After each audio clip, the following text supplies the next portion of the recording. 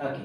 So in the last class, we have discussed about primitive types we are discussing, and then the continuation of the last video is the floating point types, floating point data. So floating point data is nothing but after integer we will have a decimal number, decimal part, and then some digits, a dot. Okay then. So generally the example will look like this: 2.545. We will say this data as a floating point data, right then. So what are the different types are available in the C sharp to deal with this kind of numbers? So the first data type is float, double, decimal. So float data type. C sharp data type name is float. So this data type is used to deal with the floating point numbers. To store a floating point number, you can use this float data type. But here, whenever we are discussing about we are dealing with the floating point data. Only one thing you need to remember, you need to concentrate on how many digits you can store after this dot, after the decimal point, how many digits you can store in a variable, right? This is what the restriction are, which is called as a precision. So precision of floating point numbers. If you, for example, I wanted to store a floating point number in a variable, right? So what is the data type that you will use? Float. Here I will write. So here I will write.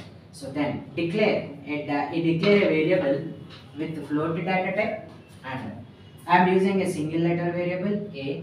Now you need to assign floating point data. So now I am going to assign 15.456. Right. This is not enough because floating point numbers should be suffixed with the f. You can use small f or you can use capital F. Here you need to place f. Now this is the correct way, right? So previously you will get error surely, but now you won't get any error. So if you want to store a floating point data in a variable with float declaration, after the number you need to use f, then only it will be treated like a floating point number. You can use small f or you can use capital F. Okay then. But the thing is, after decimal part, after this dot, after this decimal part, how many digits we can store in this variable now? Because it is declared as a float data type. So here 3 digits, 4, 5, 6. But what is the precision? It is 7. You can store maximum up to 7 digits only. A equal to some 15.123456789101112. Okay, you can give, but while you are printing console dot write line, you print the data which is stored in A. Now you check, you will get only 6 digits printing while you are printing 1 2 3 4 5 6 7, right? This is the 7th digit, so it will get approximated. It will get approximated. I think the output will appear. So 15.12345 you will get.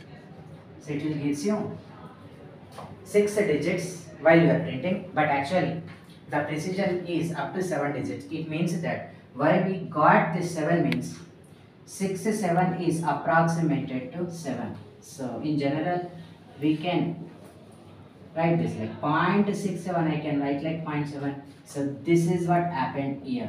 You check on your own, execute this thing. Okay then. In the same way, the next thing, double data type. So double is also a data type used to deal with the floating point numbers only, but with a higher precision up to 15 digits. And the size you observe for the float, you can store only 4 bytes, and the double you observe, you can store up to 8 bytes of data. And what is the equivalent .NET type for the float? It is system.single. And equivalent .NET type for the double data type, system.double.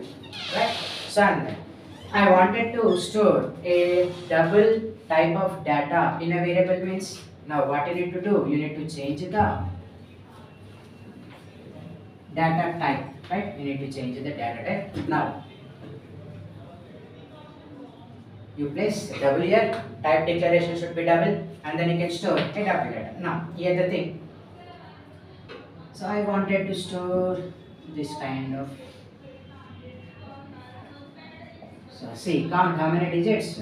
1, 2, 3, 4, 5, 6, 7, 8, 9, 10, 11, 12, 13. Yes, it is in the accuracy level only. Right. There is no need of any suffix. By default, it will consider this particular data as a double data. But it is optional for us. You can use D or small d, or you can use capital D also. You can use small d or you can use capital D, but it is optional. So without this suffix also you can able to create double data. Okay, and then accuracy will be up to 15 digits, means that after this dot 15 digits it will store. And then after that decimal. So decimal is used to store up to 16 bytes of data. Up to 16 bytes of data. 16 bytes means 128 bits. 8 bytes means 64 bits. Okay then. So here, what is the accuracy level? After that, if you change this to decimal, I am changing the type declaration of the variable A. I change it to decimal. Now you can store 28 digits after this decimal part, and then here. But if you want to store this data as a decimal data, then compulsory need to use M. It is mandatory. Now this data will be treated as a decimal data, and you can able to store the data in a variable, right? So and these three are the data types which are used to deal with the floating point types in the C# programming language. And then after that, character data types. And you observe here, C# data type is decimal, and in .NET it is called as system.decimal. And coming to the character. So character, when I say character, it is a single, right? You can say it is a single, it may be a digit or special character or alphabet. So all the keys what you are observing on your keyboard, on every key you can able to identify some kind of representation. That is what called as a character actually. So character may be a special character. Special character may means like space, dot, comma, at the rate, hyphen, right, exclamation mark, so many, greater than, less than, plus, minus, and then digits 0 to 9, and alphabets A to Z, capital A to capital Z or small a to small z. All these things will come under the character. Now I wanted to store a character in a variable. Now type is needed. What type you will use? Char data type. So char, specify the type declaration, and I wanted to store character data in a variable A. Now you need to store a character. How characters will be created in the C#.NET? By using single quotes. Start single quote and write the character and then close quotation. Right. Start quote, end quote. Inside of this start quote and end quote, you need to store a single character. It is allowed only one character. Data type will allows you to store only one character. And how we can create character data type or char data? By using single quotes. You cannot use double quotes. Double quotes are used for string data. To create character data, only single quotes you need to use. So start quote and end quote. Inside of the start and end quote, you need to write the character. At the rate, it is a character, right? So now we stored a character data in a variable A, right? So here every character will have a number as key value. Every character will have a value. Actually, char data type or char data type is going to store the equivalent value specified by ASCII in this variable. The equivalent value of at the rate you search the ASCII table in the Google, you will get the ASCII table. There you can able to find each and every character and its equivalent value. Every character will have a value. At the rate will also have a value, and space will also have a value. Small a to small z, capital A to capital Z. So every character will have equivalent value, ASCII values 0 to 255.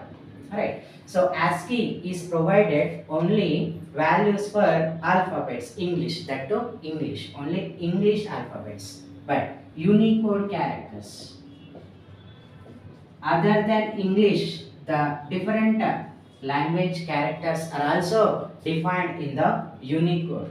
Each and every character, like if you consider other languages, you may consider Telugu. So we have Telugu letters, right? So then each and every Telugu letter will have equivalent value, which is defined in the Unicode. Unicode characters. Other languages are also here, right? And so here char data type in C# will support Unicode characters also. It will store Unicode characters. So now the range is this one. So U 000 to U F F F, right? So and then what is the .NET type? System.char.